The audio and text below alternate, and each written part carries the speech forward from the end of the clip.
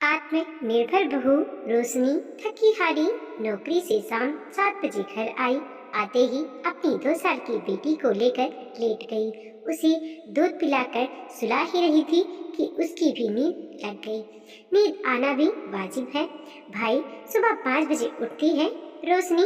उठते ही बेटी के पास तकिया रखती है। पतिदेव खर्राटे ले रहे होती हैं। पति को भी दोष देना सही नहीं। बेचारा पति शिवम भी सुबह का गया रात को ही घर पहुंचता है। बस खाना खाते ही नींद सताने लगती है उसे। तो रोशनी शिवम को सुबह नहीं उठाती। बेटी के पास तकिया रख लग जाती है घर के कामों में। झाड़ू कर किचन में जाती है, नाश्ता बनाती है। सासू माँ रमा जी भी बहू का हाथ बटाने आ जाती है। ये मत कहना कि बिना नहाए किचन में चली गई। आजकल ये सब फॉलो करना बहुत ही जटिल होता जा रहा है। दोनों सास बहू मिलकर खाना तैयार करती हैं, बस रोटी बाद में बनाती है। तब तक घर का पुरुष वर्ग भी उठ चुका होता है। सभी को चाय नाश्ता दे रोशनी झट से गुलशन खाने में जाती है। उसकी नजर उठते ही हर 15 मिनट में गेस्ट रूम में लगी दीवार घड़ी पर जाती रहती है। आखिर रोशनी को भी 9 बजे ऑफिस के लिए जो निकलना है। नहाकर बस तुलसी में जल चढ़ाने का समय ही मिल पाता है रोशनी को। ये बताना तो भूल ही गए कि बीच में 6 बजे बिटिया भी उठ चुकी होती है। उसे पॉटी कराती है रोशनी। फिर सासू माँ पोती की मालिश के लिए उसे अपने कमरे में ले जाती हैं। रोशनी पूजा करके आकर बेटी को संभालती है। इस बीच घर के सभी पुरुष अपना अपना लंच लेकर अपनी कर्म भूमि की ओर रवाना हो चुके हैं। सभी दूर जाते हैं। 3 आदमी हैं घर में, पति, ससुर जी और रोशनी का नटखट देवर। फिर सासू माँ नहाकर आती हैं। बेटी को पास में ही खिलाती हुई रोशनी कटोरी में चाय ठंडी कर पीती है। चाय क्या बस फॉर्मालिटी होती है। अपना लंच लगा के खुद तैयार होती है। शीशे के सामने फुर्सत से खुद को निहारने का समय भी नहीं मिल पाता रोशनी को। अब वो बस घड़ी को देख रही है। सासू माँ की घंटी कब बंद होगी जब वो बेटी को उन्हें सौंप ऑफिस के लिए निकलेगी। घंटी की आवाज बंद होती है। रोशनी चैन की सांस लेती है। सासू माँ रमा जी बहुत तेज कदमों से आ पोती को गोद में ले लेती हैं। अब तू जा बेटा, यह बोल सास के रोशनी के चेहरे पर मुस्कान ला देते हैं। रोशनी एक आत्मनिर्भर बहू है। स्कूटी पर कपड़ा मार हेलमेट लगा बहुत सी जिम्मेदारियों के लिए चल पड़ी ऑफिस की ओर। कितना भी कोशिश कर ले वो 10-15 मिनट तो लेट हो ही जाती है। आज नींद कुछ ज्यादा ही आ गई रोशनी को। उठी तो रात के 8 बज चुके थे। ससुर जी भी आ चुके थे। रसोई घर से जोर जोर से बर्तनों की आवाज आ रही थी। कुकर सीटी दे रहा था। रोशनी घबरा कर उठी, रसोई में गई तो सासू माँ रमा जी आटा गूंथने में लगी थी। उनके गाल फूले हुए थे। वो कुछ नहीं बोल रही थी। रोशनी सकपकाती हुई रमा जी के पास आकर खड़ी हो गई। वो थाल में चावल लेने लगी। दिख नहीं रहा चावल ही बन रहे हैं कुकर में। सारा खाना बन चुका है। निमोना, दाल, चावल, कलौजी, इतना बोल रमा जी ने तावे को गैस पे रखा। वो बस पहली लोई बना ही रही थी। आज रोशनी को लगा माँ जी ज्यादा ही रूठ गई हैं। रूठे भी क्यों ना, आज मैं सच में बहुत देर सो गई। रोशनी ने रमा जी के हाथ से लोई ली, गैस बंद की, पास में ही रख के स्टूल पर रमा जी को बिठाया। क्या कर रही है?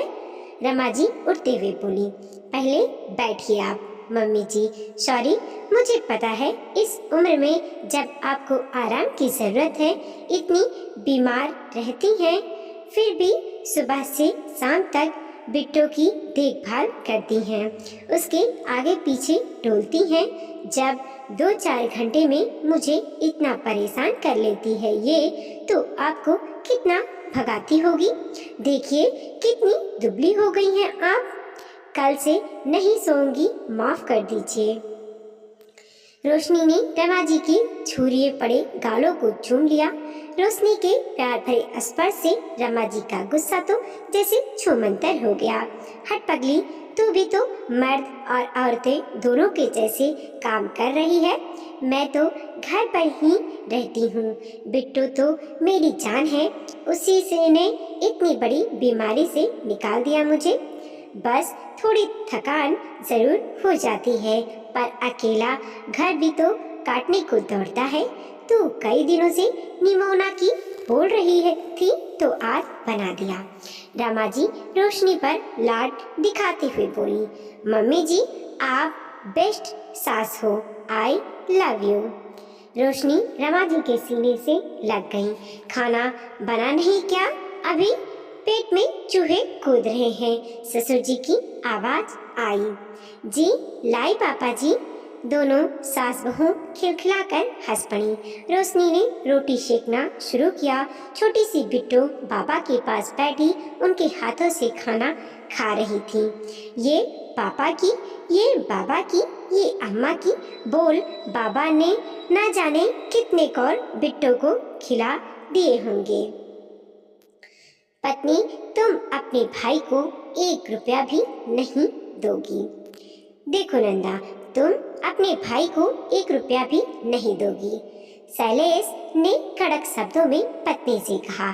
तो वह बोली, मैं आपसे मांग नहीं रही, अपनी सैलरी से ही तो दे रही हूँ। तुम्हारी सैलरी क्या होती है? जब तुम पर सिर्फ मेरा अधिकार है तो तुम्हारी सैलरी भी तो मेरी हुई ना। सुनकर नंदा चकित रह गई। 5 साल पहले नंदा का विवाह शैलेश के साथ हुआ था, जो एक सॉफ्टवेयर इंजीनियर था। शैलेश एक कृषक परिवार से संबंध रखता था। उसके माता पिता गांव में ही रहते थे। कभी कभी बेटे बहू से मिलने आ जाया करते थे। नंदा भी एक प्राइवेट स्कूल में अध्यापिका के पद पर कार्यरत थी। कुछ महीनों बाद जब नंदा गर्भवती हुई, डॉक्टर ने उसे आराम करने को कहा, तब उसने नौकरी छोड़ दी। कुछ दिनों के बाद शैलेश के पिता का एक असाध्य बीमारी के कारण मृत्यु हो गई। उसकी माँ अकेली हो गई। तब शैलेश ने खेती की जिम्मेदारी एक विश्वसनीय आदमी के हाथ में सौंपकर माँ को अपने पास ले आया। नंदा को भी अच्छा लगा कि उसे एक साथ मिल गया। कुछ समय के बाद नंदा एक बेटी की माँ बनी। उसकी सासी पोते की मालिश करती और नहलाती धुलाती थी। जब कभी वह बाजार जाती और देर हो जाती तो उसकी सास अपने पोते को संभालती और सब्जी वगैरह भी काट कर रख देती ताकि नंदा को कोई परेशानी ना हो। नंदा अक्सर ही शैलेश से कहती, माँ जी के रहने से कितना आराम है, उनके बिना तो मैं मनु बेटा को संभाल ही नहीं पाती। शैलेश हाँ हो करके रह जाता। कुछ महीनों के बाद नंदा की सास बीमार रहने लगी। डॉक्टर की फीस और दवाइयों पर होते खर्च देखकर उसे चिढ़ सी होने लगी। कभी वह सास पर चिड़चिड़ाती तो कभी पति को सुनाती कि तुम्हारी माँ पर कितना खर्चा हो रहा है। यहाँ तक कि शैलेश का कोई रिश्तेदार भी आता तो वह नाक भौं सिकोड़ने लगती। गृह क्लेश से बचने के लिए शैलेश उसकी बातों को एक कान से सुनता और दूसरे कान से निकाल देता। एक दिन शैलेश का चचेरा भाई कौशल ने फोन किया। भैया पापा गिर गए हैं, उनके कूल्हे की हड्डी टूट गई है, उनको लेकर हॉस्पिटल आया हूँ तो डॉक्टर ने ऑपरेशन करने को कहा है। भाई अगर कहते कहते वह चुप हो गया तो शैलेश घबरा गया। बोल तू चुप क्यों हो गया, क्या बात है? अगर क्या भाई कुछ मदद हो जाती तो, कौशल ने हिचकिचाते हुए धीरे से कहा। तो इसमें हिचकिचाने वाली बात क्या है? तेरे पिता हैं तो वो मेरे भी तो चाचा हैं। तू कल घर आ जा, फिर दोनों साथ में हॉस्पिटल चलेंगे। अगले दिन कौशल आया, अपनी बीमार ताई से मिला। शैलेश रुपयों की एक गड्डी उसके हाथ पर रखते हुए बोला, इसे रख, मेरा एक दोस्त उसी हॉस्पिटल में डॉक्टर है, वह फीस भी कम करा देगा। तभी दंदनाती हुई नंदा आई और कौशल के हाथ से नोटों की गड्डी छीनते हुए बोली, चले आए हैं भीख मांगने। शैलेश तमाशा नहीं बनाना चाहता था।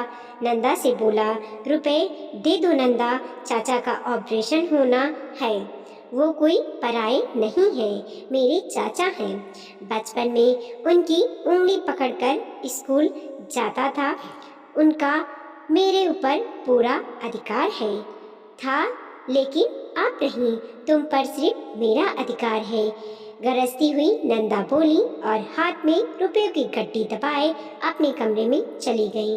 शैलेश तो नंदा की बात सुनकर आवाज रह गया था। तब उसकी माँ ने अपने बचाए हुए पैसे कौशल को दे दिए थे। समय बदला। 2 महीने बाद ही नंदा की माँ बाथरूम में फिसल गईं, जिसकी वजह से उनके घुटने में फ्रैक्चर हो गया। पिता उसके थे नहीं, भाई पर आर्थिक बोझ पड़ गया।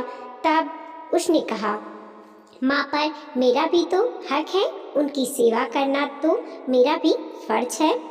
और इसीलिए वह अपने भाई निकुंज को अपनी कमाई के रुपए दे रही थी। लेकिन जब शैलेश ने तर्क देते हुए आपत्ति जताई तो उसे बेहद दुख हुआ।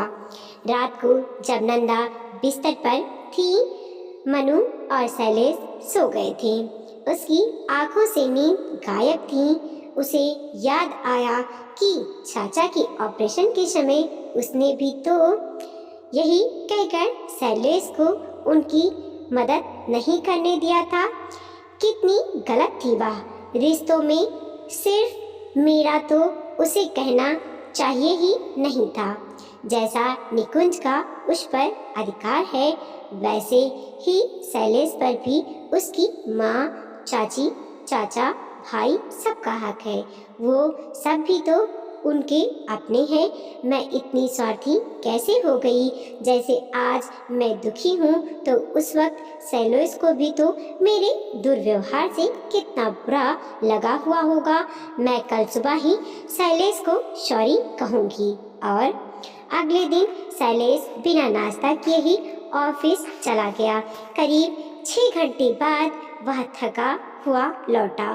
फिर निकुंज भी आया तो नंदा बोली, भाई कल के लिए मुझे माफ करना। वो निकुंज हंसते हुए बोला, दी, माँ का ऑपरेशन सफल रहा। सुबह से जीजू हमारे साथ ही थे। अपने पति पर सिर्फ मेरा का अधिकार जताकर नंदा बहुत शर्मिंदा थी। उसने शैलेश से माफ़ी मांगी और अपनी सास से भी। तब शैलेश ने उसे समझाया, कल यदि मनु की पत्नी भई उस पर अपना समझ गई। शैलेश की बात पूरी होने से पहले ही नंदा बोल पड़ी तो सभी ठहाका मारकर हंस पड़े और वातावरण अपनेपन की खुशबू से महक उठा। वीडियो को लाइक कीजिए, कमेंट कीजिए और अपने दोस्तों के साथ जरूर शेयर कीजिए। चैनल पे नए हैं तो प्लीज़ सब्सक्राइब कीजिए और बेल आइकन ज़रूर दबाइएगा, जिससे हमारा वीडियो सबसे पहले आप तक पहुंच सके।